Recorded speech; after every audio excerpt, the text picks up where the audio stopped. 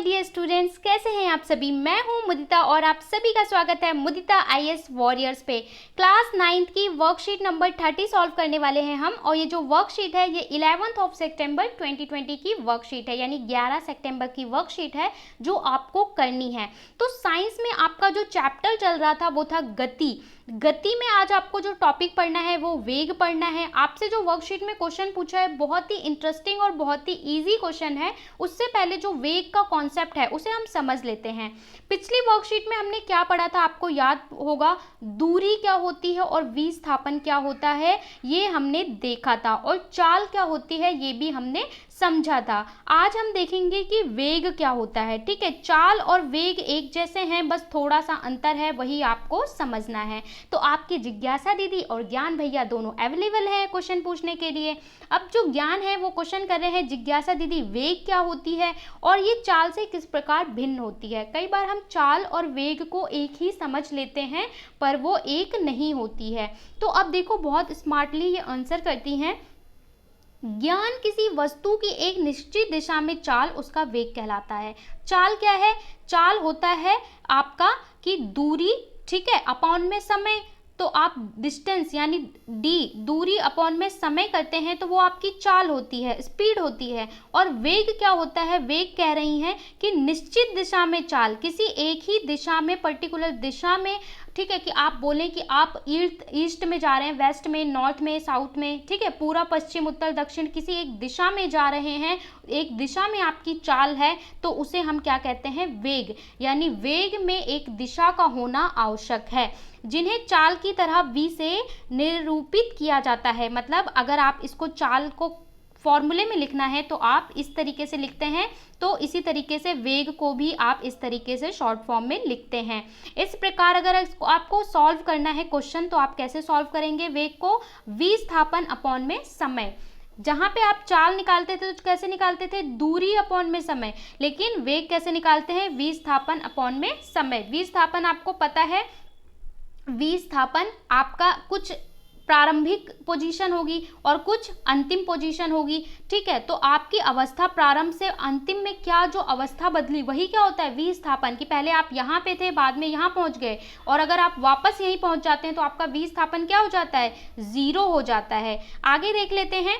वह वस्तु की चाल ही नहीं अपितु दिशा भी ज्ञात देती है। जो आपका ये वेग है ये दिशा भी बताता है। ठीक है, यह एक सदिश राशि है। सदिश का वही मतलब होता है कि जिसमें दिशा भी होती है, जिसका परिमाण चाल और दिशा के परिवर्तन के साथ बदल जाता है। इसके बाद हम देख लेते हैं, अगर आप एसआई यूनिट की बात करें कि इसकी यूनिट क्या होती है, तो इसकी यूनिट भी मीटर पर सेकंड होती है, जो कि चाल की होती है। मीटर पर सेकंड, क्योंकि देखिए विस्थापन की यूनिट भी होती है मीटर और समय की यूनिट क्या होती है? समय, सेकंड। तो मीटर पर सेकंड इसकी यूनिट हो गई।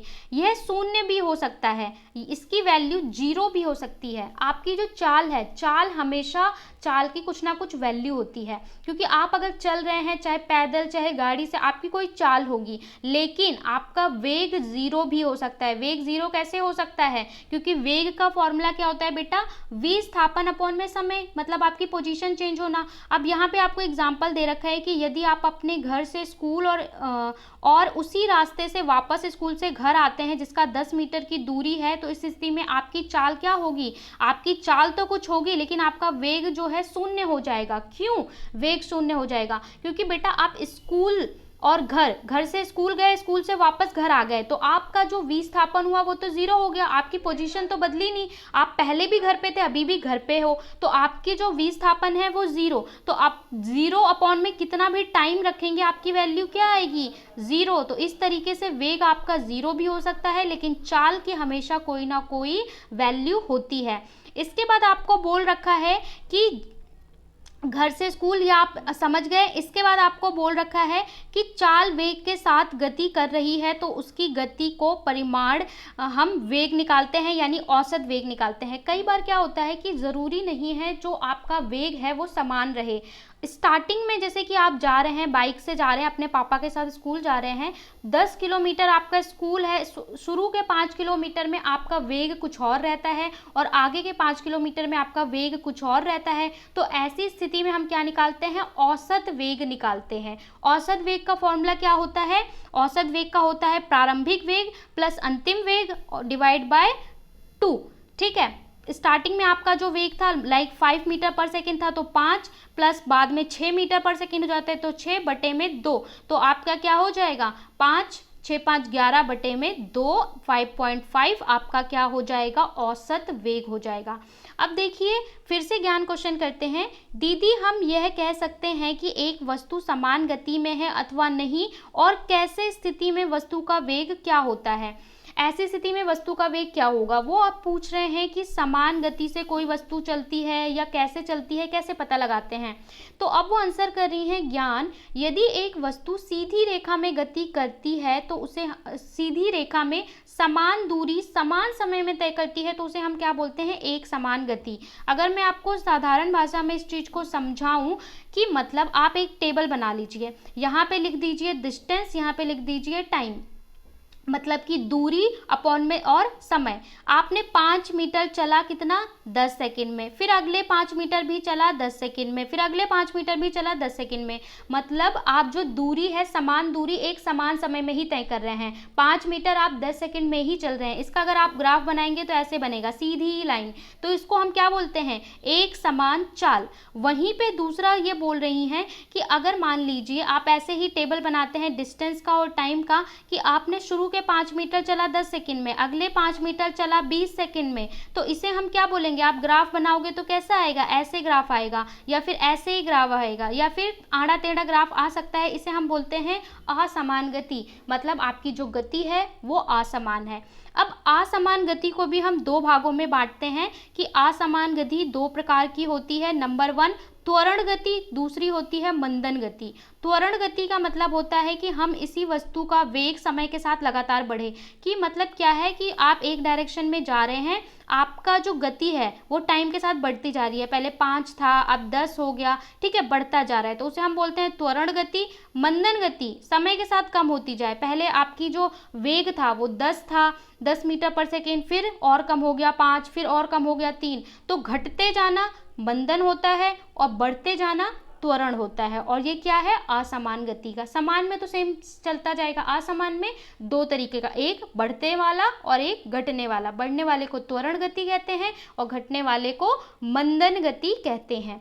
इसके बाद आपको एक क्वेश्चन दिया हुआ है, ठीक है, और उसको एक्सप्लेनेशन के साथ समझाया हुआ है। देखिए एक पोजीशन है ए, एक पोजीशन है बी, और इसके बीच की दूरी तय की गई है। क्वेश्चन देखिए, यदि एक साइकिल वार बिंदु ए से बिंदु बी के बीच 40 मीटर लंबे सीधे पथ पर बिंदु ए से बिंदु बी पर जाता है, फिर वापस ए पर आ जाता है। मान लीजिए आप हैं, ये आपका घर है, ये आपका एक जगह है जहाँ पे आप खेलने के लिए जाते हैं, पार्क है, ठीक है। तो यहाँ से पहले आप यहाँ जाते हैं, फिर वहाँ यहाँ से वापस बिंदु ए पे वापस आ जाते हैं, ठीक है। इसके बीच की दूरी कितनी है, 40 मीटर है, और आप जो टाइम लेते हैं वो कितना लेते हैं, 40 सेकंड लेते हैं जाकर वापस आने में, ठीक है। तो अब आपसे पूछा है कि आपको चाल और वेग दोनों ही निकालना है। अगर आप विस्थापन की बात कीजिए, विस्थापन मतलब होता है पोजीशन चेंज।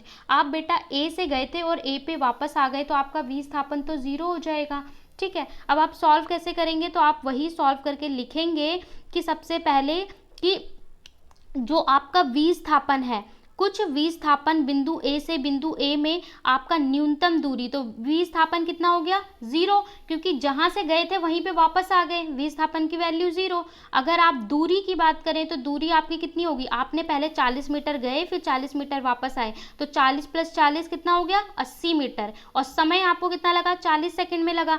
तो अगर आप चाल निकालेंगे तो चाल होता है आपका दूरी अपॉन में समय। दूरी आपकी कितनी थी, 80 मीटर, क्योंकि पहले आप 40 मीटर गए, 40 मीटर वापस आए, और टाइम है 40, तो आप कैसे करेंगे, 0 से 0 कट कर दीजिए, 4 1 जा 4, 4 2 जा 8। आपकी स्पीड हो गई, चाल हो गई 2 मीटर पर सेकेंड, लेकिन आपका जो वेग है वो कितना हो जाएगा, वेग होता है विस्थापन अपॉन में समय, विस्थापन आपका कितना है 0, तो 0 बटे में कुछ भी रखोगे तो क्या हो जाएगा 0, तो यहाँ वेग हो गया 0 और चाल कितनी हो गई 2 मीटर पर सेकेंड। आई होप आपको क्लियर हो गया होगा। अब आपसे यहाँ पे 3 क्वेश्चन पूछे हैं बेटा, आपसे शायद यहाँ पे कवरेज की या जगह की कमी थी इसलिए आपसे 3 क्वेश्चन पूछे हैं, लेकिन इंग्लिश मीडियम में 4 क्वेश्चन पूछे गए हैं। ठीक है, चलिए हम सॉल्यूशन देख लेते हैं एक एक क्वेश्चन के। तो मैं आपको वो क्वेश्चन मैं कराया नहीं है क्योंकि आपकी वर्कशीट में नहीं दिया है, लेकिन मैं आपको वो भी बता दूंगी। सबसे पहले बोला है वेग तथा चाल में अंतर बताइए, तो सबसे पहले आप टेबल बना लेंगे, यहाँ पे लिखेंगे चाल। कभी भी आपसे पूछा जाए अंतर तो वेग और चाल में या किसी भी चीज़ में तो टेबल बना लीजिए। चाल और वेग, चाल क्या होता है, किसी वस्तु द्वारा इकाई समय में तय की गई दूरी को हम क्या कहते हैं बेटा, चाल कहते हैं। वेग क्या होता है, किसी वस्तु की एक निश्चित दिशा में चाल उसका वेग कहलाता है। अगर दिशा लग जाती है, एक दिशा में आप चलते हैं तो वो क्या होता है, वेग होता है।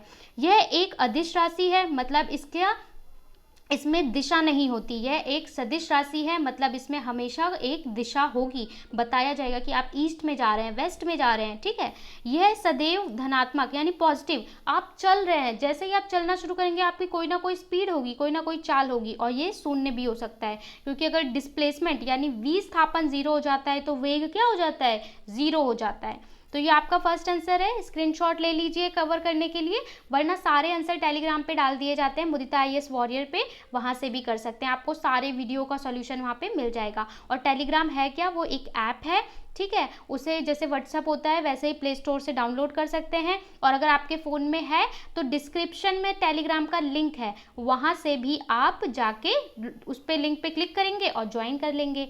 और इसके अलावा क्या होता है कि कई बार बच्चों को वर्कशीट मिलती नहीं है, तो आप या तो चैनल को ज्वाइन कर लीजिए, तो जैसे ही वीडियो डाला जाएगा आपको नोटिफिकेशन मिल जाएगा, तो आपको सारी वीडियो ऑन टाइम एक दिन पहले मिल जाएंगी। और अगर आपने ज्वाइन नहीं भी कर रखा तो भी आप क्या करिए, प्लेलिस्ट में जाइए, चैनल में जाके प्लेलिस्ट में जाओ और प्लेलिस्ट में देखो वर्कशीट ऑफ 9th क्लास, तो 9th क्लास और आपको अपनी क्लास की सारी वर्कशीट एक ही जगह पे मिल जाएंगी, और जो भी अपडेटेड होगी वो भी मिल जाएगी।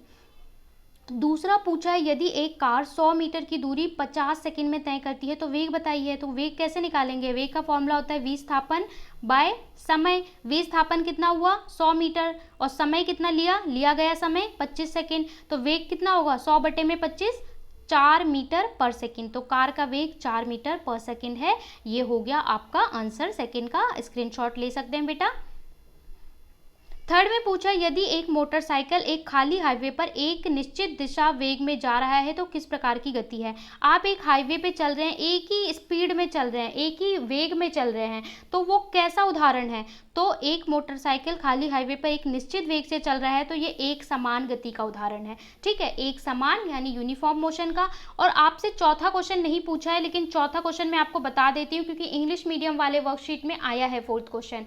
फोर्थ क्वेश्चन में आपसे ये पूछा गया था कि अगर हाईवे पे आप जा रहे हैं और आप साइकिल पे ब्रेक लगा देते हैं तो ये कैसा गति होगा या कैसा वेग होगा, तो उसमें आप बोलेंगे ये असमान गति का उदाहरण है। क्यों, क्योंकि जब आप वेग लगाएंगे, ब्रेक लगाएंगे, आप रुकेंगे, पहले आप किसी गति से जा रहे हैं, फिर रुक गए, फिर चलेंगे, तो आपका ग्राफ कैसा हो जाएगा, ऐसा ग्राफ हो जाएगा, तो वो कैसा होगा, असमान गति का उदाहरण होगा, और ये एक समान गति का उदाहरण है। तो आपको क्वेश्चन पता होना चाहिए दोनों, वर्कशीट में नहीं पूछा तो भी कोई बात नहीं। अब इसका भी स्क्रीनशॉट ले लीजिए। आपको समझ में आता है तो लाइक करें, शेयर करें, सब्सक्राइब करें, दोस्तों के साथ शेयर करें, और कोई भी डाउट हो तो कमेंट में पूछ सकते हैं। Thank you so much, bye bye, take care.